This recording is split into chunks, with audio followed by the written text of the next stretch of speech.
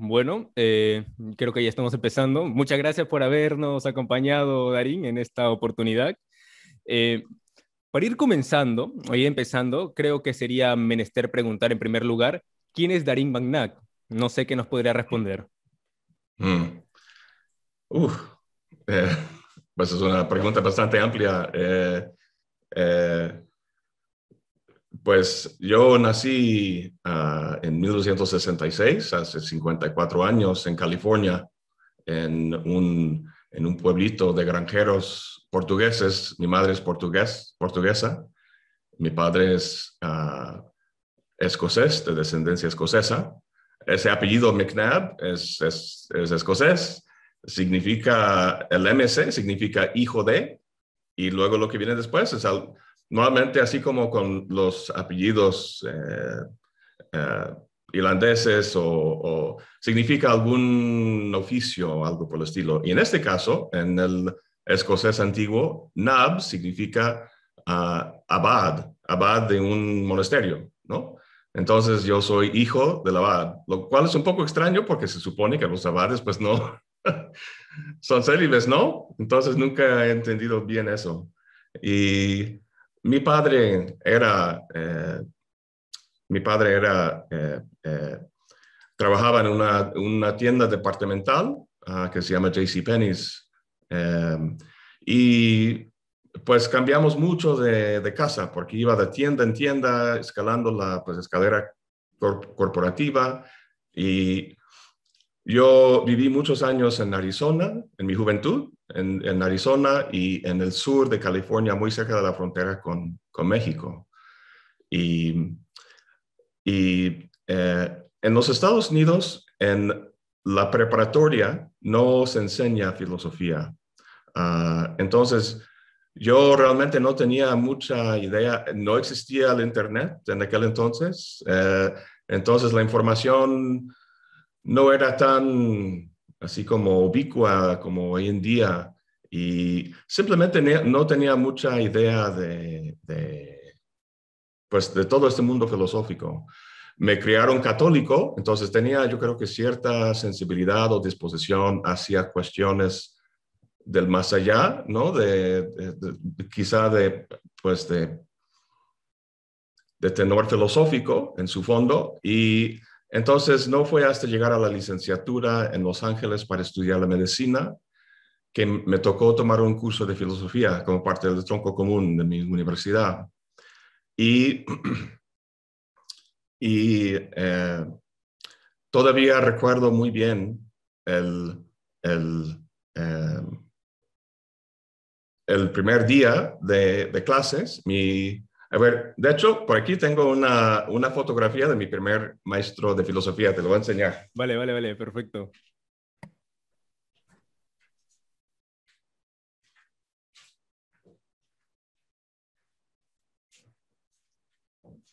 Esa es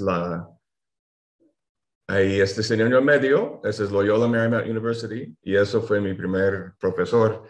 Lo quiero mucho y me tocó con mucha suerte porque era muy bueno. Y pues nos habló de eso, a ver, ¿en qué año fue eso? 88, 89, ¿no? Del siglo pasado. Y, y nos contó de que hay tres clases de objetos de los que podemos tener conocimiento. La primera clase de objetos es aquello que se llama lo conocido conocido. Entonces, estamos aquí charlando, eso lo sé, lo estoy viviendo y sé que lo sé, ¿no? Y luego hay una clase de objetos, que es lo conocido desconocido. Entonces, aquellas cosas que desconozco todavía, pero puedo plantear un programa de investigación. Por ejemplo, si hay vida en Marte, por ejemplo, lo desconozco, pero sé que no lo conozco y puedo pues ponerme a investigar la cuestión. Y luego la última clase es lo desconocido desconocido. Aquello que desconozco y ni sé que lo desconozco, sí. Y eso me intrigó. Yo pensaba qué es lo que desconozco que ni sé que está ahí por descubrirse. Y de alguna forma eso me enganchó, fue muy interesante. Y todo el curso pues me abrió todo un panorama, todo un mundo que desconocía y que me llamaba mucho la atención. Entonces, yo estaba estudiando biología, quería ser médico y tomé la decisión pues de terminar y sacar el grado en biología, pero yo sabía que no iba a seguir ese camino para ser médico. Entonces tomé un año sabático, digamos, después de la licenciatura para leer mucho de filosofía. Tomé más cursos de filosofía en la universidad ahí y luego me puse a estudiar mucho, leyendo mucha historia de la filosofía, diferentes autores y luego fui a Boston a estudiar la maestría y doctorado en los años 90 y me doctoré en 97, en 1997, sí. Pero ya había conocido a México, había vivido un año en México en 95, donde escribí mi tesis doctoral y, aprendí el idioma más de México. Y fue al cabo de ese año que había tomado la decisión de venir a México a vivir. Y entonces en 97 me doctoré y, regresé a México, aquí a Jalapa, Veracruz, a, a- a vivir. Y la verdad es que yo no tenía idea no era mi plan ser académico o maestro de filosofía. Yo, eh, creo que estudié la filosofía no tanto en sentido instrumental, porque quiero conseguir esto y ser maestro académico, no sé qué, simplemente de forma quizá ingenua, ¿no? Porque lo veía como importante para mi vida, como para vivir bien. Y yo pensaba que pues iba a dar clases de inglés o no sé, para sobrevivir. Y resulta que en aquel entonces la Facultad de Filosofía de la Universidad Veracruzana había lanzado una maestría y necesitaban ayuda, porque creo que una persona con la que contaba, pues de repente no podía y alguien pues hizo la presentación, me llevó a presentarme y lo platicamos, me ofrecieron un contrato de medio tiempo y empecé a dar unas clases de maestría y me gustó, a ellos les gustó y pues entonces se renovó y ahí pues seguía y pues 24 años después ya estoy por salir. He tomado la decisión de dejar el mundo académico, de retirarme, digamos, del mundo universitario académico. Mucho ha cambiado. El, el, al fin de cuentas, no creo que yo sea el tipo de académico que la academia pide, ¿no? Toda la talacha académica, no sé, mi vocación simplemente no es lo que era antes. Para algunos lo hacen muy bien y está bien que estén en la universidad y echándolo adelante, pero yo a esas alturas de la vida ya se me hace que no es lo mejor para mí. Y si es así, entonces tampoco es lo mejor para la institución. Entonces tomé la decisión de salir. En julio, pues es el último mes, voy a terminar este semestre y luego me retiro de la universidad. Entonces, eso soy yo en lo que toca a la cuestión académica. Este, y pues podría hacer más cosas, pero yo creo que es bueno para empezar. Claro, claro, está bien, Darín. Y justamente ese tipo de sinceridad que tiene usted con usted mismo, ¿no? Al momento en el cual usted no se siente tal vez tan cómodo como antes o no le Mm. inspire tanto el aspecto académico, sale de él por el mismo hecho de tal vez no querer perjudicar ni siquiera a los mismos alumnos, etcétera, etcétera, ¿no? Claro, eso sí Mm. es bastante de admirar. Estoy enterado que usted que escribió un libro en relación a la semiótica de Charles Peirce, ¿verdad? ¿Qué me Así podría es. comentar sobre eso? A ver, voy a hacer una corrección. No es tanto para no... es que mi nombramiento es como investigador.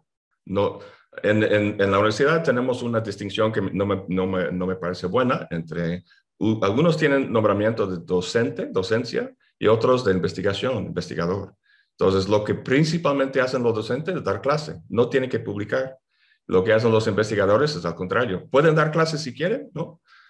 Entonces, el chiste para mí es que yo, al salirme de la universidad, no, eso no quiere decir que voy a dejar la filosofía, que voy a dejar de pensar y escribir y esas cosas. Simplemente que yo recibo un buen sueldo como académico de tiempo completo, pero o sea, a mi consideración, lo que yo produzco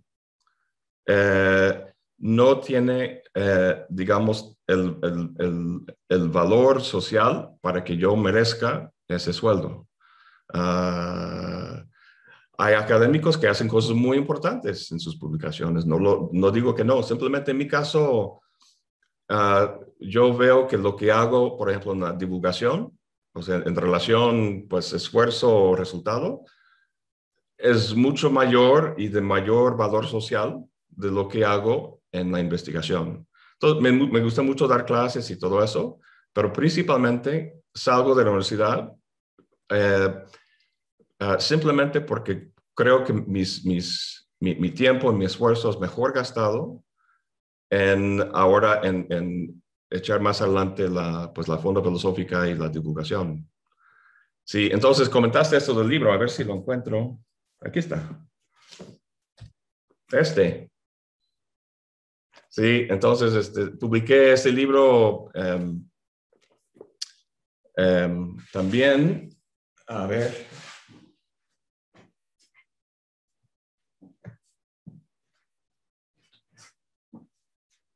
Pues tuve la suerte de traducir las obras de Peirce, los dos tomos en el Fondo de Cultura Económica, de los escritos esenciales de Peirce, el gran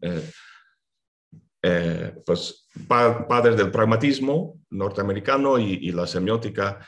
Y pues no existía en lengua española una introducción general a su pensamiento. Entonces, es por eso que me puse a trabajar en una introducción a todo su sistema filosófico. Hay muchos, no sé, pues artículos o libritos sobre el pragmatismo, sobre la semiótica, los signos, pero nada que esbozara, digamos, la visión general, cómo se conecta todas las partes de su pensamiento. Entonces tuve la gran suerte de que en el fondo estuvieran interesados, ¿no? en publicar eso y actualmente estoy también tratando de terminar otro libro que es una guía de lectura a la obra maestra de un filósofo que se llama Gilles Deleuze, un francés del siglo XX, y su obra maestra que se llama Diferencia y Repetición. Entonces es un libro, bueno, bastante difícil, y entonces lo que hago, la idea es llevar al lector, o sea, plantear, digamos, un panorama conceptual, historiográfico, quién es, cuál es el debate, con quién está hablando, quiénes son sus interlocutores, cuál es la temática, la problemática, qué es lo que hay que saber para leer este libro con provecho. Y luego, pues, pasar sección por sección, explicando lo que está pasando para llegando hasta el final. Y estoy en el último capítulo tratando de terminar, me gustaría terminarlo, ya terminando mi estancia en la universidad, así como para cerrar bien. Y no sé todavía dónde lo voy a publicar, quizá otra vez en el fondo, siglo XXI, estoy como viendo esas opciones. Estaría bien, mire, hay un proyecto entonces ahí escondido Sí, sobre sí, sí. Gilles. Me parece perfecto, ¿no? Es Muy tremendo, bien, maestro. muy Bueno, bien. ¿qué le parece si comenzamos a charlar ya de filosofía en sí? Más o menos. Órale. Muy Claro, bien. claro. La primera pregunta sería en relación a Immanuel Kant y trataría más que nada sobre si es que Kant es un cristiano. Claro que no en el sentido completo, ¿no? Pero sí es que podemos encontrar características del cristianismo en él. Por ejemplo, a mí en lo particular me gustaría mencionar una que sería que mediante la ética kantiana podemos acceder a 9 de los 10 mandamientos, a Ujú. excepción de amarás a Dios por sobre todas las cosas, ya que el amor no es un deber en ese aspecto. ¿Y usted qué opina? ¿Usted cree que en Kant se puede encontrar ciertas características cristianas o algo por el estilo? Bueno, esta cuestión sea en Kant o sea en otros autores, pensadores europeos de la época moderna, bueno, con la excepción de gente como Spinoza, o sea, Spinoza decía muy claramente, ese Dios que se pinta en la Biblia y todo eso es una ficción, bla, bla, bla, Dios pues es la totalidad de la naturaleza, etcétera, etcétera. O sea, tenía mucho, mucho valor en decir eso. Muchos otros, la verdad es que es difícil saber si simplemente están así. eh, Se habla del Dios de los filósofos, el Dios, digamos, del pueblo. El Dios de los filósofos es un concepto intelectual, se habla del deísmo en vez de ese Dios personal. El Dios de los filósofos tiende o suele ser pues muy intelectualizado, ¿no? Entonces, en cuanto a Kant, desconozco o sea, si apenas hubiera leído su biografía, tendría, digamos, datos acerca de, a lo mejor existan, pues, documentos o alguna evidencia que hable acerca de qué es lo que Kant personalmente como persona, si era devoto, si iba, la verdad es que desconozco eso, no tengo ese dato. Pero lo que está claro de sus escritos es que considera ese tema de la religión dentro de los límites de la razón únicamente, ¿no? Entonces, Kant, pues, constituye un gran parteaguas en el sentido de que la base para la objetividad o universalidad de la moral, por ejemplo, se basa no en la ley natural, un sustrato divino, sino en la de la razón. Y entonces, yo pues Kant mismo dice pues, que llega a las mismas conclusiones, o sea, se puede llegar a las mismas conclusiones en cuanto a a la moral, siguiendo los preceptos de la razón. Entonces, en ese sentido, pero ¿cuáles son esos preceptos? Pues en Kant pues, los tenemos encerrados en el imperativo categórico. Eh, y pero luego más allá depende de lo que uno entienda por el cristianismo y de qué es lo que es necesario para que uno se considere cristiano, que tenga ciertas creencias, uh, que, que cree que algo acerca de la Trinidad o algo por el estilo. Yo creo que para Kant esto se reduce a la cuestión de la disposición moral, no en una creencia acerca de algún suceso histórico o algo por el estilo. Entonces, yo diría que, bueno, iba a decir que en esencia Kant era cristiano, pero eso depende de tu concepto de cristianismo, ¿no? Entonces, si al fin de cuentas, utilizando precisamente la máxima pragmática de Peirce, diríamos, ¿cuál es la diferencia o sea, si no podemos percibir alguna diferencia en la conducta de Kant y un cristiano, al fin de cuentas tendríamos que decir que los dos, pues son en la moral, pues del mismo corte, ¿no? Y si adicionalmente alguien tuviera alguna creencia especial acerca de la naturaleza de la divinidad, yo creo que para Kant no figuraría en su concepto de la religión en cuanto a del marco de la moral. No sé si eso vaya más o menos respondiendo tu duda. Claro, claro, sería más o menos interpretar el cristianismo como una cuestión moral y luego desde una cuestión Mm, práctica, como mencionas desde su semiótica, al menos de la de Peirce. Sí, sí. me parece interesante, me parece correcto inclusive. Eh, Mm, Ahora sí, nosotros podríamos reflexionar, por ejemplo, ¿no? Eh, como un comentario primero antes de comenzar, esto sería más que nada no responder según cómo respondería Hegel, sino cómo responderíamos nosotros, por ejemplo. Mm, Por ejemplo, Hegel en sus lecciones de filosofía de la historia universal consideraba que habían tres estadios grandes en la historia, que sería el mundo oriental o el espíritu oriental, el espíritu griego-romano y el espíritu eh, germánico, básicamente la Alemania en la que él vivía. Y supuestamente en esta supuestamente dialéctica del paso de lo racional a lo irracional constantemente, nos hacíamos cada vez más libres. ¿Usted, Darín, creería que somos más libres que antes o que el hombre tiene una tendencia hacia la libertad que en la historia? es, es curioso que mencione este tema porque hace una hora aproximadamente estaba viendo un video de Enrique Dussel, ¿no? Hablando del eurocentrismo y la decolonización y cultural y esas cosas. Y bueno, lo que Dussel critica, y yo creo que con razón, es esa, ¿cómo se dice?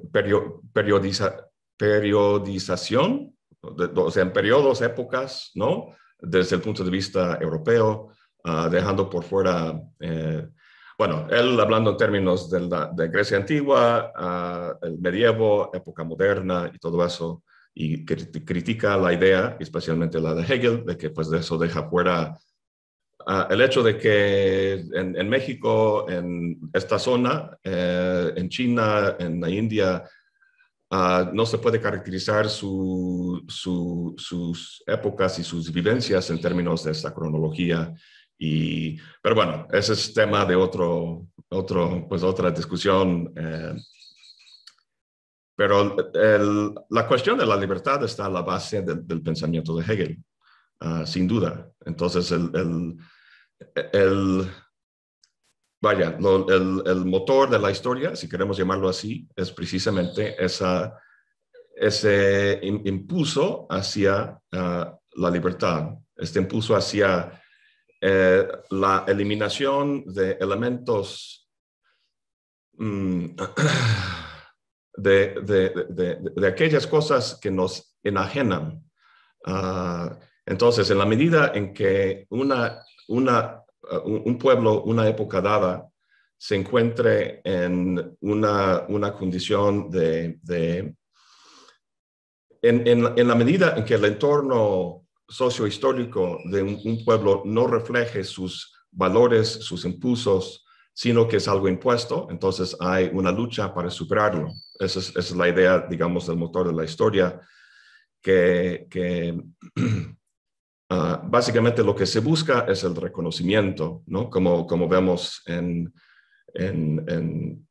esa famosa parte de la fenomenología del espíritu, la dialéctica entre amo y esclavo, así, aunque no lo dice exactamente así Hegel.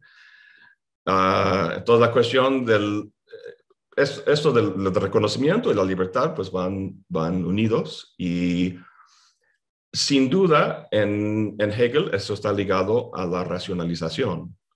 Entonces, si hay algo ajeno a mí, si hay algo que no reconozco, que no refleja quién soy yo, eso tiene que ser asimilado, tiene que ser dialécticamente incorporado en mi experiencia del mundo, de tal modo que llegue a un punto donde esto ya no constituye,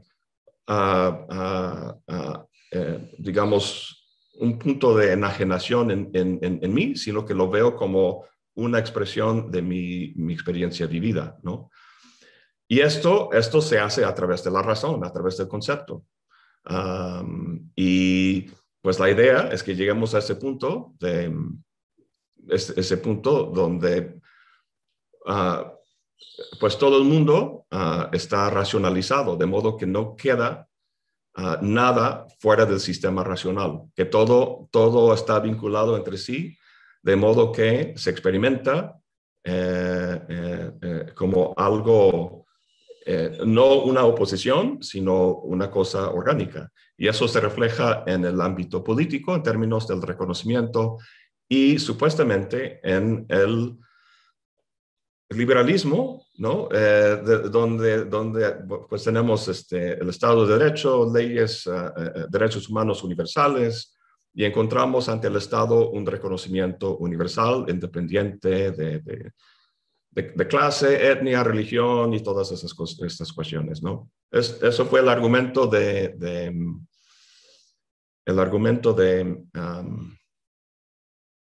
Francis Fukuyama en su famoso libro publicado en los años 80 o 90, el fin de la historia, el fin de la historia y el último hombre, ¿no? Entonces, la idea es que, pues, con el neoliberalismo que se tenía, pues, en los años 90 bajo el presidente Reagan y Margaret Thatcher en Inglaterra, habíamos llegado al fin de la historia. Ya no existe motivo para que la gente rebele, para que haga revolución. ¿Por qué? Porque hay reconocimiento universal. Sin embargo, lo que la gente no reconoce, o sea, critica muy con mucha facilidad y en buena medida con razón. Le critican a Fukuyama y el hegelianismo a su base, porque muy evidentemente no hemos llegado al fin de la historia. Hay mucha rebeldía en Medio Oriente, en diferentes partes, y la gente no está satisfecha con su situación, ¿no? Sin embargo, Fukuyama al final de su libro sí reconoce que tiene su teoría un lado flaco, y eso lo podemos ver desde Nietzsche y el concepto del último hombre en Nietzsche. No recuerdo en qué libro, creo que Así habló Zaratustra, donde habla del último hombre que llega al fin de la historia y no tiene pasión, es una criatura que casi se reduce a la naturaleza como de un bicho, ¿no? Que salta, que es, digamos, contento consigo mismo y simplemente es un consumista, consume y dice Nietzsche, el hombre es la bestia que se ruboriza, ¿no? O sea, lo que nos caracteriza es esa ira, esa pasión, esa indignación, esa capacidad de... Eso es lo que Platón, de alguna forma, en su caracterización del alma, Platón dice que hay tres elementos, ¿no? La razón, el apetito. La razón corresponde al filósofo rey, el apetito a las masas y la ira, creo. La fuerza, si no me equivoco, es la fuerza. La El, fuerza, creo, si no me equivoco. sí, en, en, en, en griego es Ujú, timos. ujú. Y de hecho, Fukuyama habla mucho de eso. Pero el timos es esa capacidad de ser indignado, ¿no?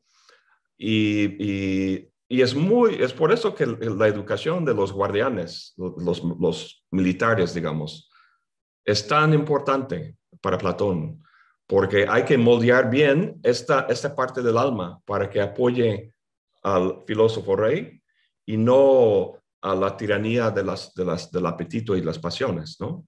Y esto es precisamente lo que está pasando ahorita en Myanmar. Los militares han tomado control del Estado debido a la avaricia del general, el líder, ¿no? Por los intereses económicos. Entonces, ahí hubo una gran falta en la formación de los soldados. Pero volviendo a su pregunta acerca de la libertad, pues para Hegel, en esas condiciones universales de la razón, se encuentra pues mayor libertad, sin duda. Y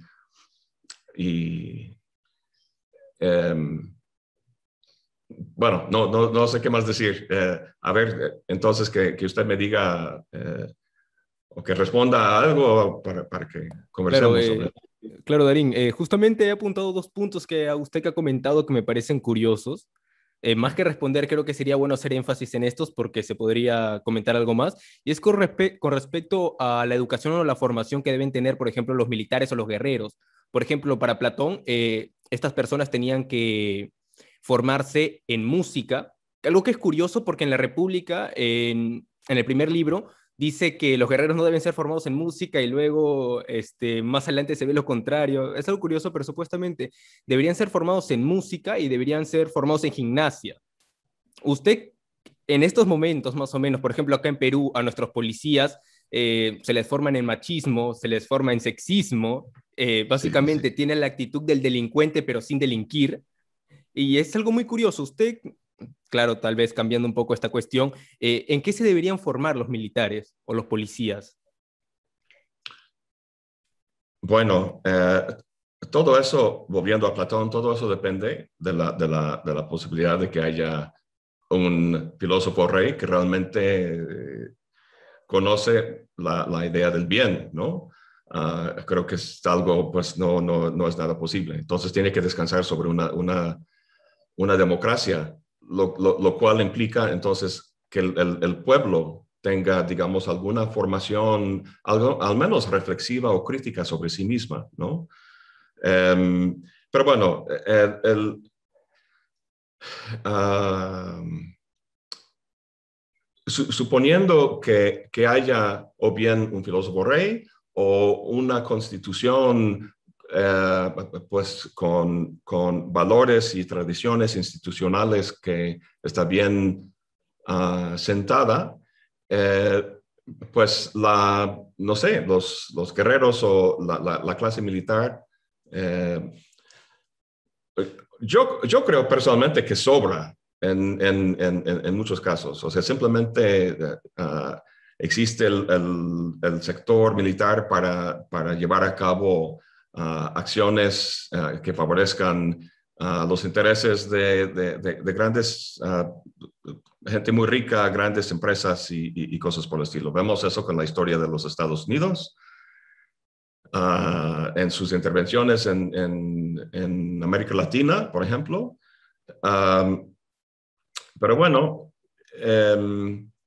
entonces decía, pues, volviendo a Platón, pues, se educan en gimnasia y en música. Corresponden al cuerpo y al alma, ¿no?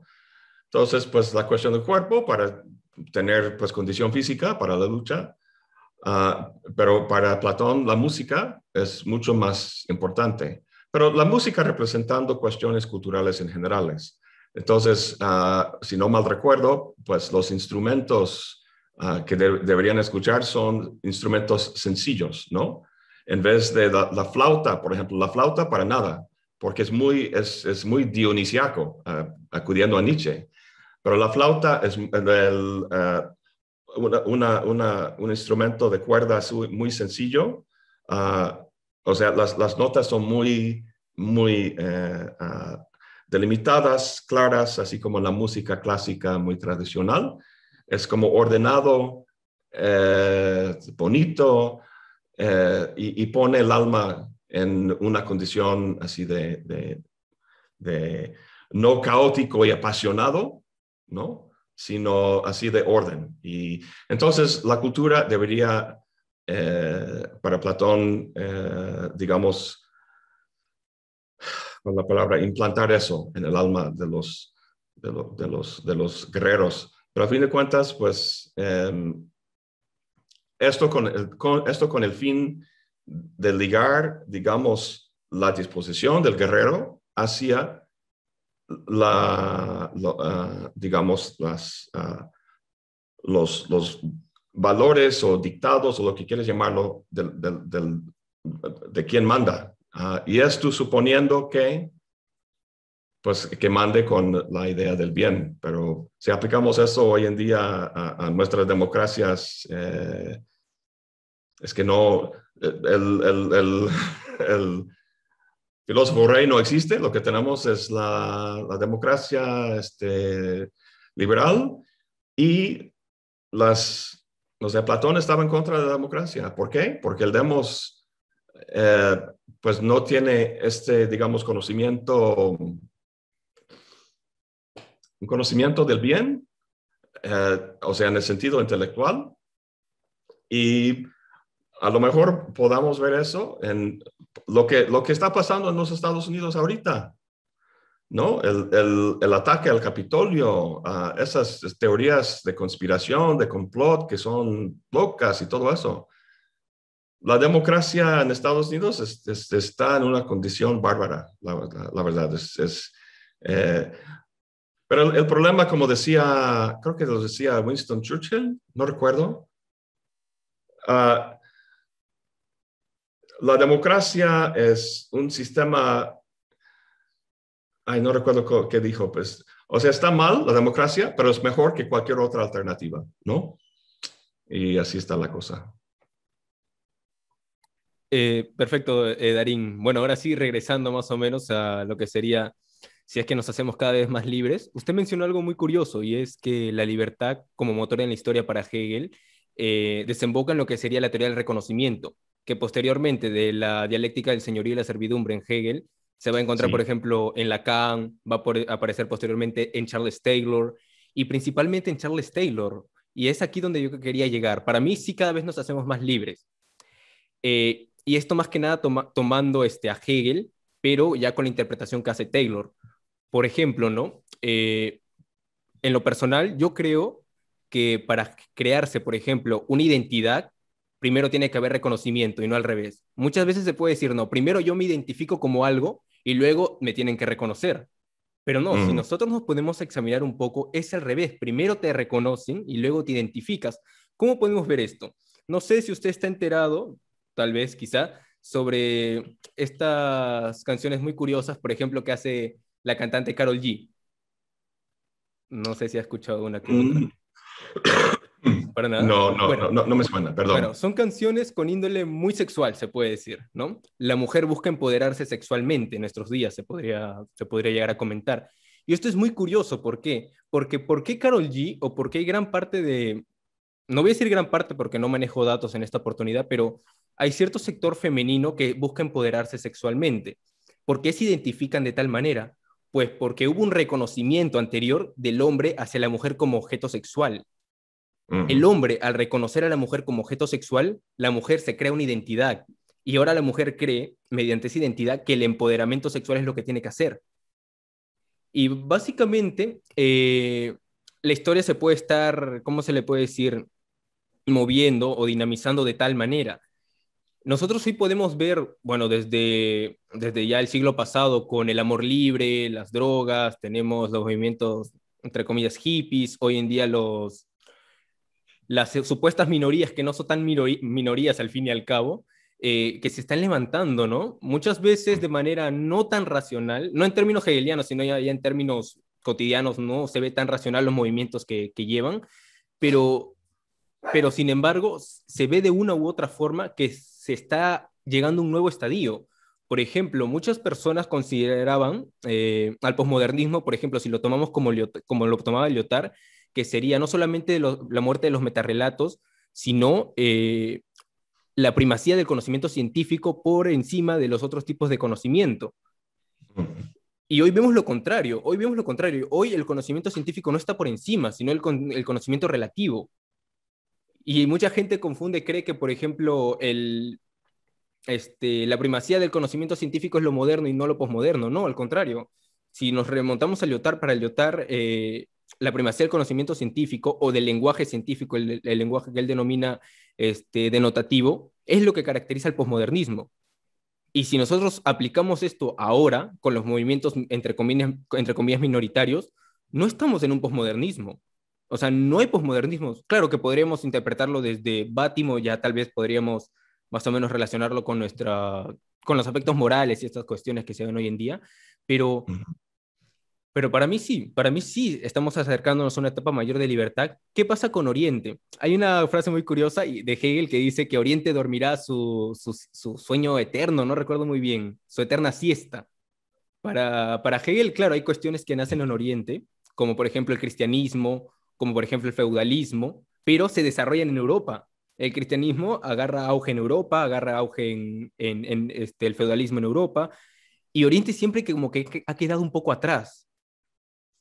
Es entonces que Oriente despierta principalmente con el ataque del 9/11, donde ya está ya básicamente en todos los medios de comunicación, y vemos entonces, sí, ciertos problemas en Oriente, vemos cuestiones un poco que no se pueden abarcar en México, como comentaba Ross, Enrique Dussel, pero creo que aquí podríamos tomar este concepto de totalidad en Hegel.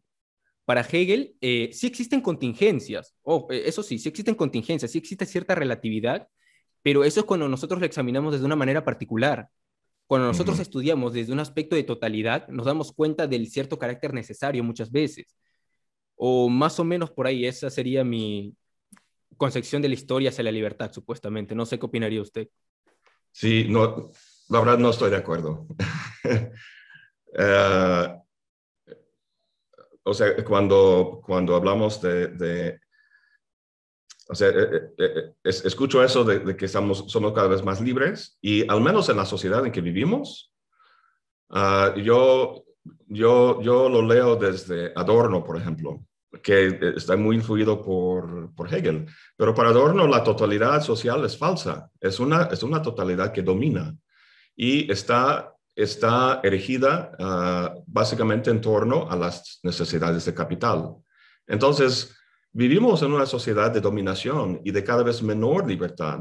La libertad que encontramos es la libertad del consumismo, o sea, la libertad negativa de escoger un artículo en Mercado Libre o en Amazon o lo que sea. Y se me vino a la mente un fenómeno en la psicología que han estudiado mucho que se llama la paradoja la paradoja de la elección. Entonces, en Occidente, el mayor valor es la libertad, vamos a decir, ¿no? Es uno de los básicos. Entonces, entre mayor libertad, mejor. Mejor tener mayor libertad, mayor elección, ¿no? O sea, las posibilidades de elección están vinculadas a la cuestión de libertad. Entre más posibilidades de elección, más libres somos.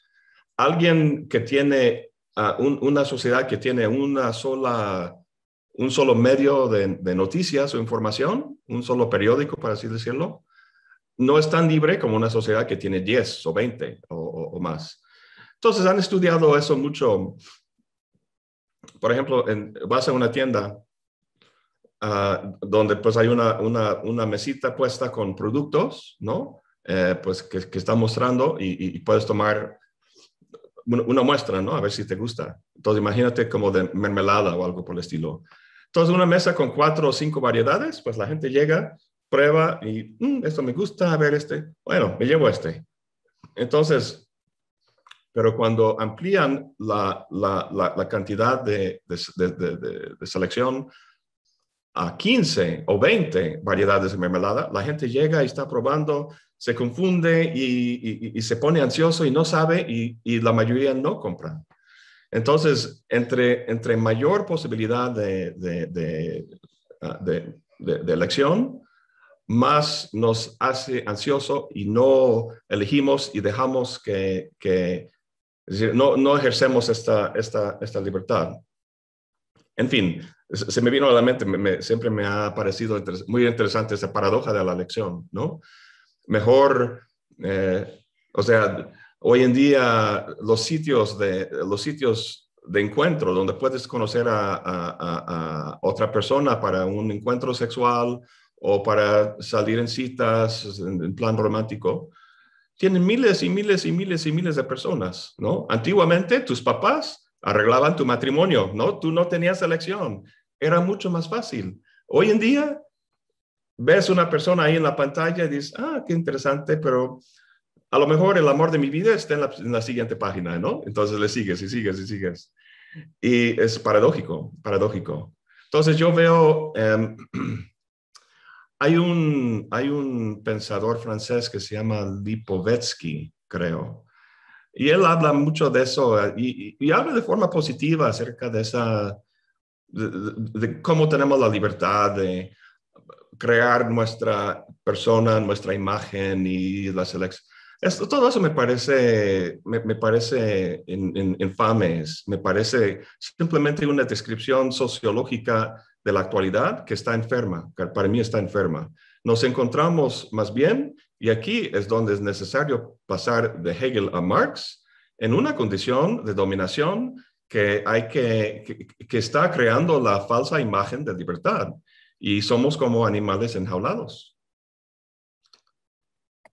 Justamente eso quería llegar, me gustó Ah, bastante. bueno, qué bien. Menciona usted, por ejemplo, la cuestión de Adorno, ¿no? Mediante la dialéctica negativa que busca destruir esos sistemas cerrados de Hegel, de Schelling, eh, e inclusive culpar a la razón de razón instrumental.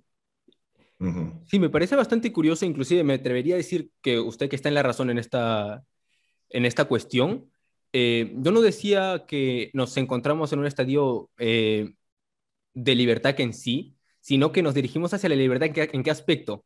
Porque a mí por algo apareció Marx. O sea, para poder encontrar este problema que existe en la libertad y que justamente quiero tocar ahora, que sería el concepto de libertad que en sí. Porque podemos hablar de libertad que usted y yo, y al final, si cada uno tiene un concepto distinto, como que la cosa se va a complicar un poco. Y es que Marx, por ejemplo, plantea en la ideología alemana que mediante por ejemplo, los estadios de la división del trabajo. Por ejemplo, en el último estadio de la división del trabajo que caracteriza a la sociedad capitalista burguesa, vendría a ser la división en el trabajo manual y el trabajo intelectual. Para Marx, por ejemplo, un hombre o es leñador, o es, por ejemplo, ganadero, o es agricultor, pero, entre comillas, en el comunismo, el hombre podrá ser en la mañana agricultor, en la tarde ganadero, en la noche leñador, y después puede ir a escribir una novela, ¿no? O sea, y eso es curioso porque se necesitan supuestamente, según Marx, condiciones materiales previas, objetivas, para poder realizar la verdadera libertad.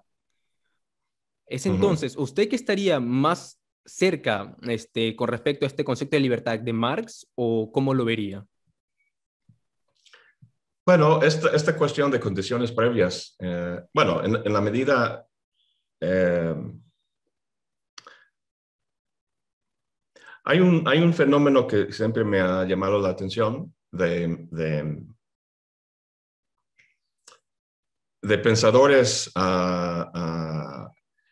que van en esta vena digamos, la naturaleza de bueno, de lo que Marx, por ejemplo, llamaba la superestructura de la cultura, filosofía, religión, derecho y todas esas cosas. Nuestra forma de pensar está determinado por condiciones materiales, ¿no? De relaciones económicas, más bien, de producción. Pero podemos ver en Foucault, en Michel Foucault, por ejemplo, ¿no? La manera en que la posibilidad de pensar está determinado por relaciones de poder y estructuras discursivas en una sociedad dada. Entonces, la pregunta es, ¿cómo es que Marx y Foucault lograron escapar, digamos, de esas condiciones de determinación para pensar de forma diferente? Bueno, la respuesta tendría que ser que esas condiciones o estructuras no son totalmente abarcadores y hegemónicos, ¿no? O sea, en gran medida, pues sí, son los determinantes de lo que vemos a nivel social, pero sí, de alguna forma, pues lograron escapar de ello.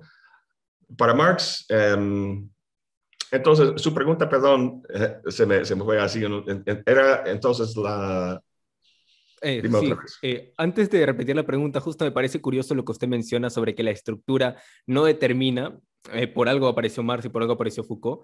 Claro, no Mm, determinaría, sino condicionaría. O sea, como que hay cierta sí. posibilidad de escapar, entre comillas. Es buena palabra, condicionar, sí, sí, sí, sí. Exactamente. Y bueno, la pregunta sería en sí, si es que usted que está de acuerdo con el concepto de libertad de Marx, que supuestamente necesita condiciones materiales previas para ejercer la verdadera libertad en el comunismo, supuestamente, según Marx. Pues previas no, porque si es así, entonces nunca tiene que estar orientado hacia el futuro. Si fuera previo, nunca podríamos arrancarnos, ¿no? Para cambiar las cosas. porque el motivo de cambiar las cosas es precisamente poner las condiciones, pero si esas condiciones son previas, estamos en una, no podemos iniciar, digamos. Tiene que ser algo, las condiciones en que nos encontramos permiten esa posibilidad de pensar de forma diferente, como acabamos de platicar, y imaginar un futuro distinto, pero que requiere de un... Y bueno, las condiciones materiales más bien tienen que ver con las relaciones, no tanto, o sea, cosas físicas, sino la forma en que esos se relacionan en un sistema de producción. Yo el otro día estaba platicando con alguien de algo parecido, un tema parecido, y le dije, imagínate, en esa serie que se llama Star Trek, ¿no? Eh, es muy popular eso de Star Trek, ¿no? Muchas películas, pero ha habido muchas series en la tele, ¿no? Diferentes series sobre Star Trek.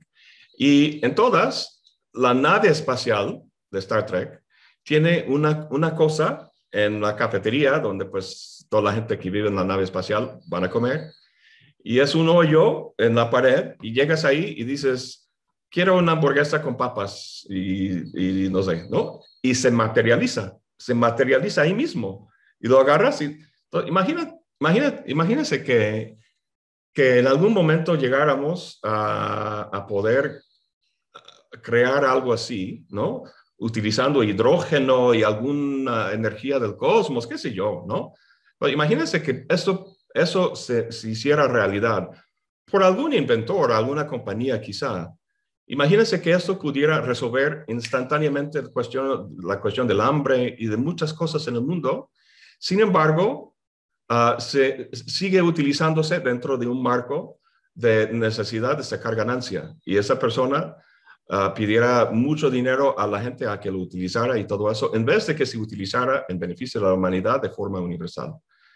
Entonces, ese es un caso extremo, pero me parece que así resalta esta idea de Marx, de que pues es decir, las relaciones económicas es lo que cuenta, y la libertad es algo que se alcanza, es algo a futuro. Y yo no estoy de acuerdo con la interpretación científica posterior característico del sistema del marxismo, ¿no? El sujeto universal del proletariado y esas cuestiones metafísicas, a fin de cuentas. Me parece que esto ha frenado y perjudicado a las ideas de Marx. Yo tengo muchas ganas de hacer un par de videos donde reivindico no al marxismo ese, sino a Marx mismo y sus ideas, el concepto de explotación, el concepto de su teoría del valor como trabajo, frente a críticas muy infantiles desde mi punto de vista del marco libertario hoy en día de gente como Hayek y von Mises y otros. Entonces... Sí, justamente, Darín, con respecto a las condiciones materiales previas, claro, uno se refería más que nada a estas relaciones bueno, supuestamente los sistemas económicos se van sucediendo unos a otros por las contradicciones entre las fuerzas de producción y las relaciones productivas. Es entonces que cuando se necesitan supuestamente una condición material previa, es decir, que necesitamos antes de ejercer la libertad una condición que nos permite ejercerla.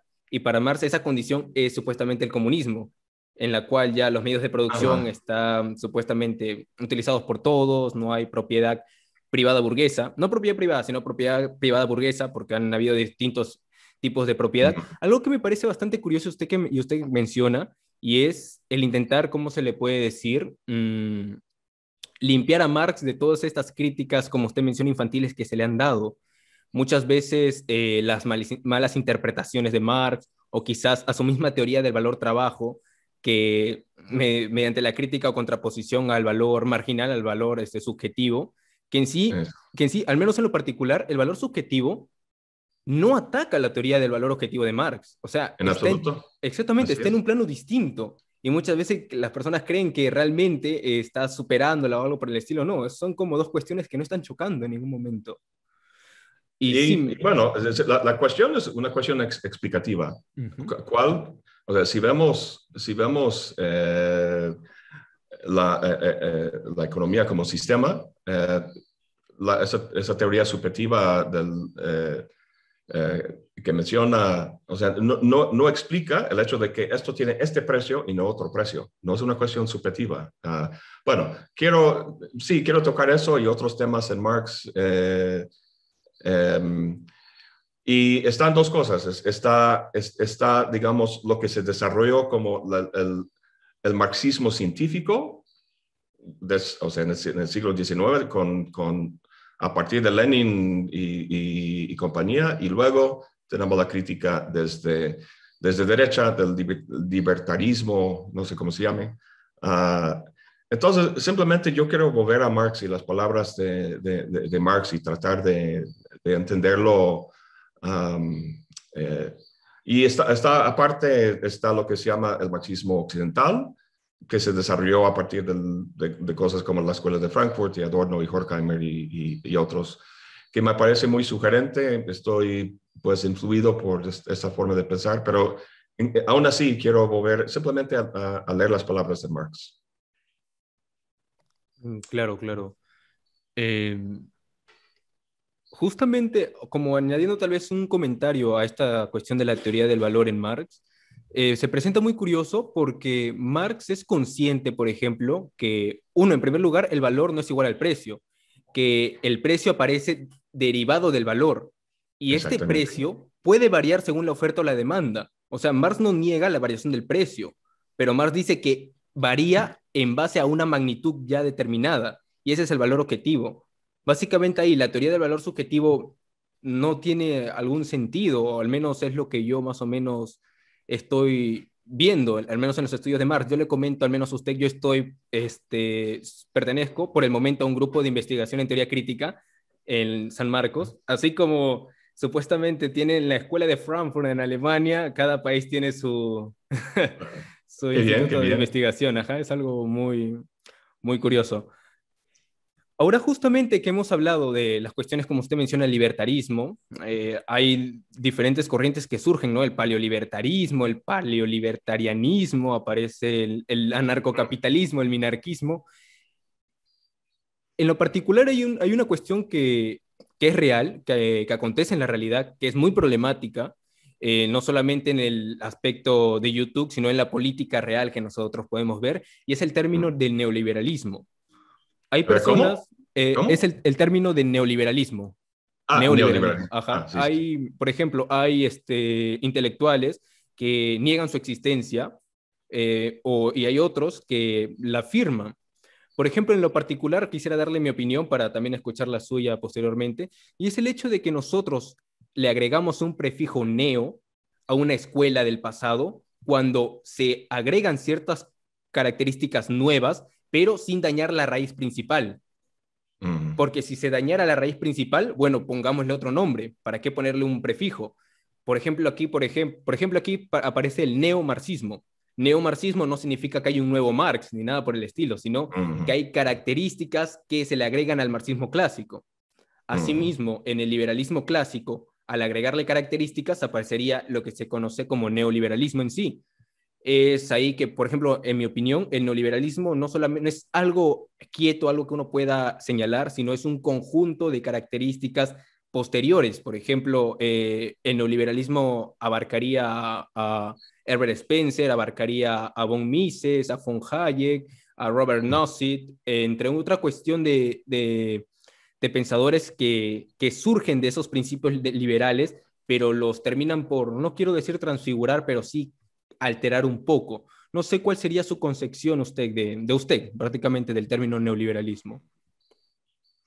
Bueno, no asocio necesariamente el neoliberalismo con esos pensadores como Nozick, con Mises y eso, muy de derecha y muy individualista, libertarios. Esto es así centrista, mainstream. Para mí, neoliberalismo simplemente quiere decir que el mercado puede resolver problemas mejor que decisiones democráticas tomadas desde un nivel del gobierno. Entonces, cuestiones como la repartición de salud, educación, vivienda y esas cosas hay que empezar a sustituir la decisión democrática, colectiva, deliberada, de forma racional por parte de, sea gobernantes o los propios ciudadanos, y dejar toda esta deliberación al mecanismo del mercado, simple y sencillamente. De modo que eso se ve en Estados Unidos mejor que en el sistema de salud, por ejemplo. El sistema educativo está obedeciendo cada vez más esta lógica neoliberalista en que las decisiones que se tomen desde lo que se estudia, cuestión de financiamiento, no sé, toda una serie de cuestiones son resueltas por las dinámicas del mercado en vez de una deliberación racional desde nosotros como sujetos humanos, ¿no? Y vemos que la pandemia del último año está poniendo a la vista muy claramente las consecuencias de este marco neoliberal, ¿no? Es decir, cuando dejamos que el mercado bruto y desnudo, con el único motivo de la ganancia, rija nuestras relaciones sociales y cómo se expresan, cómo se determinan, encontramos mucho sufrimiento, mucho sufrimiento. Eso es lo que este año de pandemia ha dado. Entonces, eso es lo que yo entiendo tiene otros aspectos, ¿no? Que es un término amplio, la gente lo utiliza para muchas cosas. Para mí, esa es de las acepciones centrales que me parece muy importante, ¿no? Sí, justamente, ¿no? Esta superioridad del mercado por encima de la organización de los individuos, inclusive, ¿no? Por Sí. ejemplo, se busca muchas veces justificar esta superioridad mediante los problemas que pueda tener el Estado al redistribuir o garantizar, por ejemplo, la salud. Por ejemplo, acá en Perú, le comento, Darín, la salud gratuita o estatal es muy, ¿cómo se le puede decir? Precaria. O sea, Uh-huh. prácticamente si no tienes dinero y intentas ir a un hospital del Estado, como que tienes los días contados, entre comillas. Mm.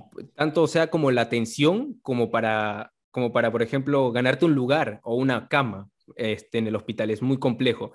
Y eso busca ser excusa para que aparezcan, por ejemplo, acá en Perú están creciendo bastante los movimientos neoliberales, decir, ¿no? Que el Estado no puede garantizar estos aspectos de la salud, no puede garantizar buena educación. Bueno, eso es porque el Estado en sí es ineficiente, el Estado es completamente incapaz. Es entonces que debemos dejarlo al sector privado, perdón, y que el mismo mercado se las arregle, porque supuestamente el mercado es el mejor asignador de recursos. Y Mm. justamente esto de neoliberalismo, yo mencioné, por ejemplo, a Robert Nozick, pero Robert Nozick no tendría también esta forma de pensar al momento de reducir el Estado a lo más mínimo con seguridad y con, bueno, garantización de los contratos. Sería más o menos una pregunta. ¿No hay una relación de Nozick y el neoliberalismo por ahí? Sí, sí, sin duda.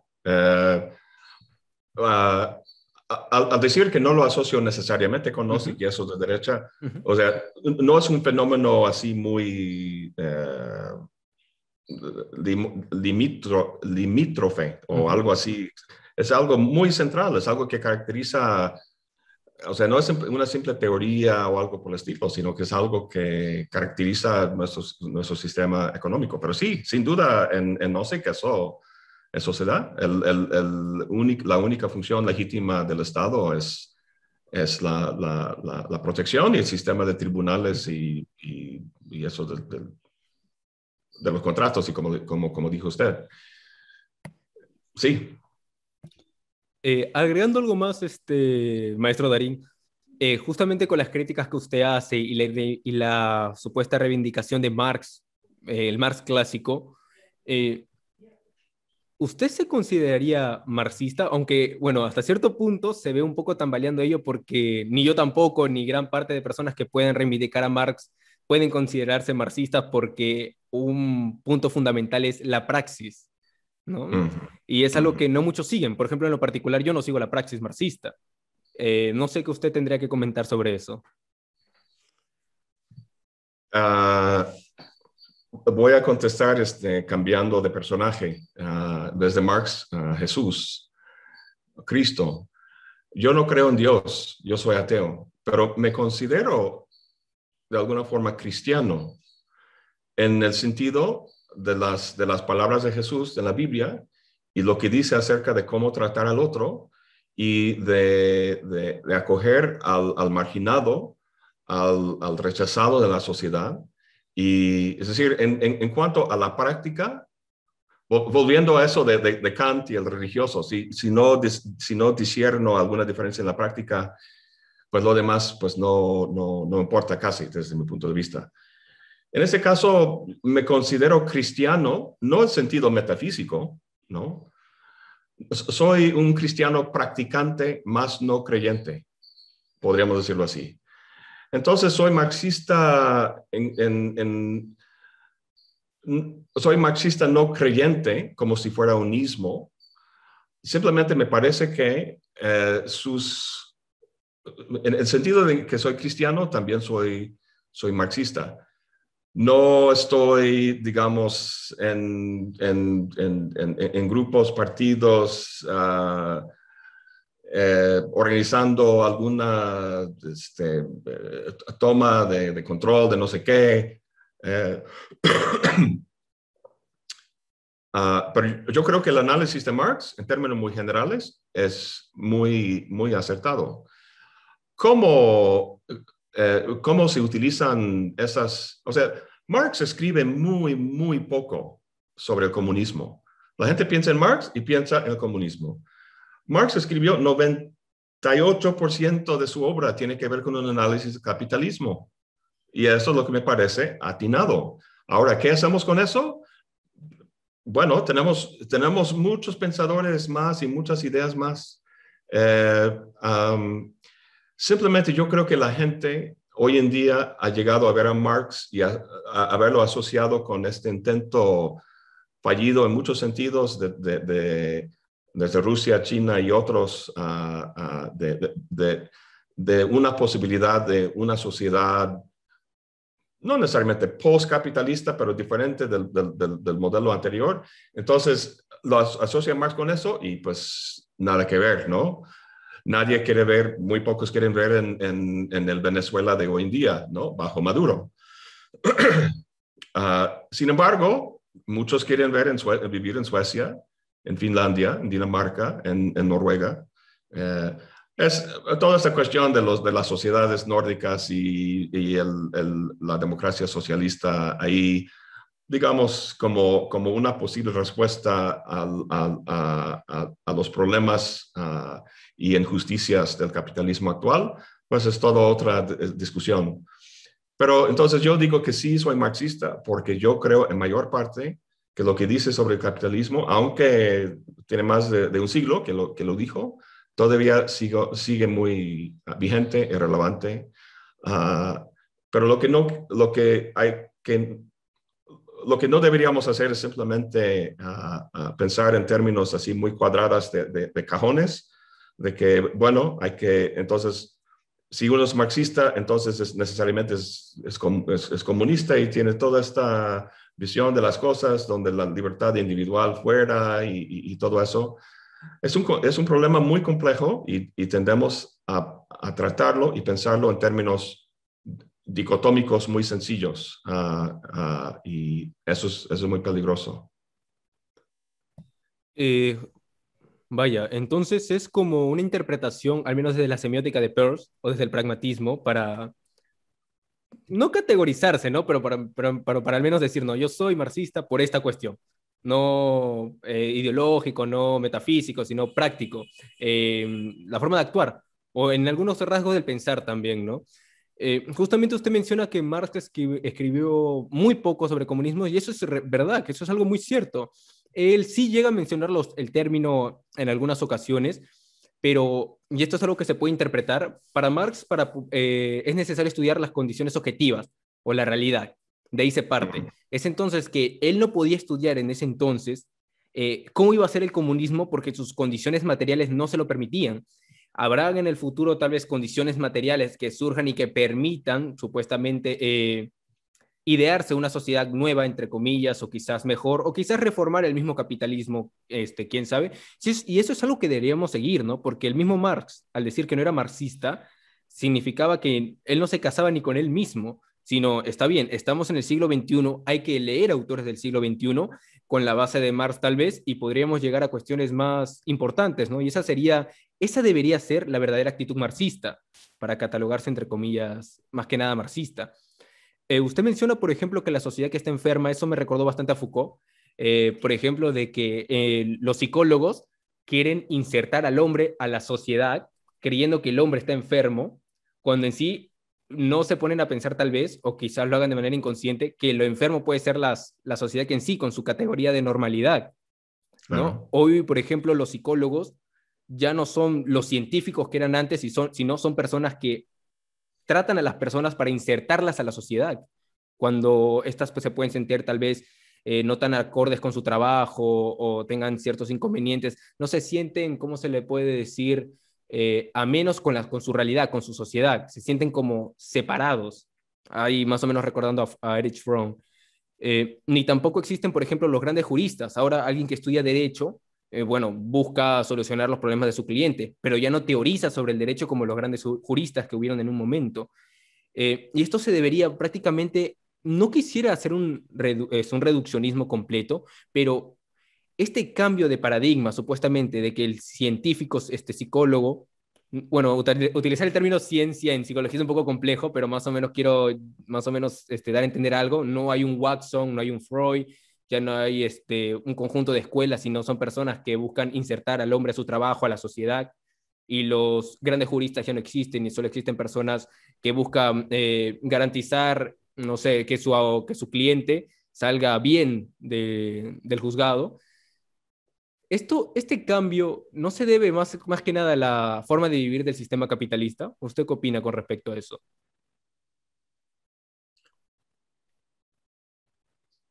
O sea, la práctica psicológica de adaptación social. Algo así, exacto. Sí.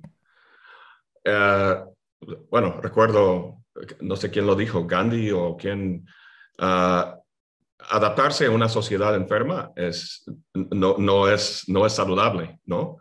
Y eso es lo que, pues, sí, como usted comentó, creo que hasta 1976, la em, Asociación en Estados Unidos Americana de Psicología o Medicina, no recuerdo cuál el organismo había eliminado la homosexualidad como un trastorno mental hasta 1706. Entonces el problema no es la persona, el problema es la sociedad.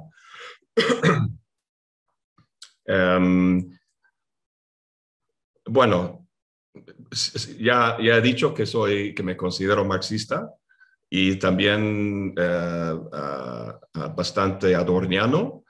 Entonces, el sistema económico tiene sus raíces muy profundas en la configuración social. Entonces, así como de entrada diría que nuestras prácticas de alguna forma obedecen ciertas, o sea, en la medida en que las relaciones en el capitalismo, el fetichismo de la mercancía, la reificación y esas cosas influyen en las relaciones humanas. Entonces yo creo que es inevitable que nuestras prácticas van a reflejar la lógica de las necesidades del mercado. Y entonces, a ver, he perdido la pista. Recuerdo que comentó usted al final el derecho, simplemente que el abogado trata de dejar que se vaya a su, Que salga bien del juzgado, supuestamente como inocente, y ya no es así es. como los grandes juristas que hubieron en su momento, que teorizaban sobre el derecho. Sí, sí. Ah, sí, la verdad es que en este momento no tendría es decir, diría en términos generales sí, pero así como para tratarlo de forma minuciosa, No sabría en ese momento qué decir bien a esta pregunta, entonces mejor lo dejamos aquí. Más o menos, y ya para ir culminando, maestro Darín, ¿usted piensa regresar a Latinoamérica? Bueno, no a Latinoamérica, sino a Sudamérica, propiamente. Sí, sí, sí. Mira, yo estuve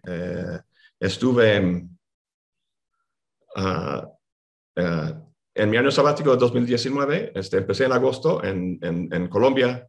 Entonces conocí Colombia, Ecuador, el Perú, y Bolivia. Entonces faltaba Chile, Argentina y Uruguay. También iba a ir a algunas partes de Brasil.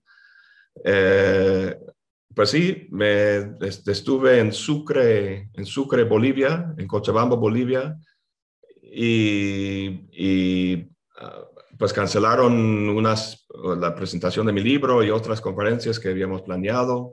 Y cuando estuve en Sucre, pues me escribieron del norte de Argentina, una amiga de Tucumán, que habíamos arreglado una plática en su universidad. Y porque están cerrando las universidades, me dice. Entonces me di cuenta en ese momento, pues ya, esto va de mal en peor y tengo que escapar de aquí. Entonces logré salir en el último vuelo que salió del país de Bolivia, y regresando aquí a México. Entonces, sin duda quiero volver a Perú a comer el fabuloso ceviche. Es una de las experiencias estelares en mi vida gastronómica. Recuerdo que no pude creer ese sabor que tenía en la boca. Bueno, y eso aparte, pues, la gran recepción y calidad humana y interés de los alumnos de San Marcos, por ejemplo. ¿Y cómo se llama el otro? Fidel, una universidad, Fidel algo. Fidel, bueno, está en la Universidad Católica, está en la Universidad Federico Villarreal, creo que es Eso, Federico Federico Villarreal, Villarreal, sí. así es. Ahí estuve ahí. Y ah, fíjese que el problema que tuve en Perú, no en Lima porque está a nivel del mar, pero en Cusco, en otras partes, mal de alturas. Es que yo vivo a 1,200 metros y Cusco está a 3,000 y fracción. Entonces me dificultaba respirar en la noche, el organismo me despertaba y dije, ay, qué horror, no sé, me encanta el lugar, me encanta el entorno, pero esto me está afectando. Entonces, yo creo que para la próxima voy a ir así como aclimatizándome así poco a poco. Pero tengo muchas ganas de volver a ese bello continente y eh, ojalá, no sé qué opinar sobre la pandemia y el futuro y cuándo eso vaya a terminar. Sería pura especulación. Creo que me toca dentro de un par de meses ya la vacuna y tengo ganas de ir a ver a mi familia. Tiene un par de años que no los veo. Pero algún día pronto tengo muchas ganas de volver. Y ahora que no voy a estar en la universidad, ya voy a ser libre. Entonces puedo irme así el tiempo que quiera. Y entonces, pues con mucho gusto, pues vuelvo ahí con ustedes a platicar. Y me ha impresionado, Gerson, su conocimiento de los autores y los temas, así con gran facilidad, lo va así relacionando. Entonces, le felicito por pues, su formación, el trabajo. Es obvio que le gusta mucho ese tema y que se ha dedicado mucho tiempo a su estudio y, en fin, pues, no sé, en general, pues, muchas gracias por la invitación. Bueno, había otra pregunta, perdón. No, por el momento creo que no, no hay Ok, ninguno. bueno, Más bueno. bien, muchísimas gracias también por habernos acompañado, Darín. Espero se pueda presentar otra oportunidad en la cual podamos conversar alguna cuestión ya más formal, quizá. O quizá también en el futuro, ¿por qué no? Presencialmente en Perú, cuando usted regrese, ir a comer un ceviche, quién sabe, y, Muy dialogar bien, muy bien. tranquilamente, ¿no? Bueno, bueno. Pero bueno, le agradezco muchísimo, doctor Darín. Justamente quería comentarle también que soy un seguidor de usted, como muchos que hay, por ejemplo, en mi base 20 de ingresantes a la carrera en 2019, que estudiamos en el 2020, comenzamos a estudiar filosofía. Y yo en lo particular tengo un canal en YouTube que creé hace un poco, básicamente como muchos otros canales que buscan difundir o divulgar filosofía, por inspiración de usted, porque usted fue uno de los primeros, se podría decir. Y Pues qué gusto me da escuchar eso y sí, de pura casualidad, o sea, yo cuando empecé hace 10 años, creo que había recuerdo un argentino, un Feynman, Pablo Feynman, algo así, no recuerdo, ajá, tenía un programa de televisión en Argentina de sobre televisión, sí, filosofía. y pues, lo ponían en YouTube y había como quizá dos más por ahí.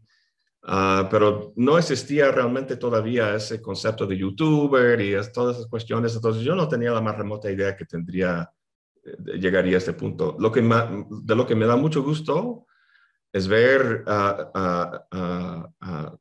el gran crecimiento de los canales de difusión. Eh, o sea, ninguno lo sabe todo. Entonces, entre más, como dice Nietzsche, entre más ojos, mejor para ver las cosas y tratar las cosas. Y además lo que me gusta ver, por ejemplo, en su canal, en lo que estamos haciendo aquí, es que el motivo aquí no es instrumental, no es necesariamente para ganar dinero o qué sé yo, sino que esa es la naturaleza, la filosofía y el mundo y la vida de las ideas. Es para compartir. Uno encerrado, si no tuviera posibilidad de discusión y diálogo, a fin de cuentas, eso no es la vida filosófica. Entonces, es compartirlo. Y, sin embargo, en este medio, el problema es que no, es decir, bueno, con la excepción de algo así, donde tenemos un diálogo, los videos que hago yo, pues, es exposición, es divulgación, es información. Y eso tiene su valor, pero a fin de cuentas hay que discutir eso de forma, pues, si no presencial, al menos con otra persona, pues aquí en línea como nosotros ahorita. Entonces, pues, me da mucho gusto saber que haya sido, pues, en parte una inspiración. Les deseo mucho éxito con el desarrollo de su canal. Estoy seguro, por lo que he escuchado en nuestra plática, que va a tener éxito porque usted, pues, sí sabe sus autores, sus ideas. Así que, pues, felicidades y, pues, todo el éxito del mundo. Muchísimas gracias, Darín. Bueno, entonces nos estaríamos despidiendo. Espero Muy poder bien. conversar con usted en otra oportunidad. Perfecto. Muchísimas gracias. Hasta luego. Hasta luego.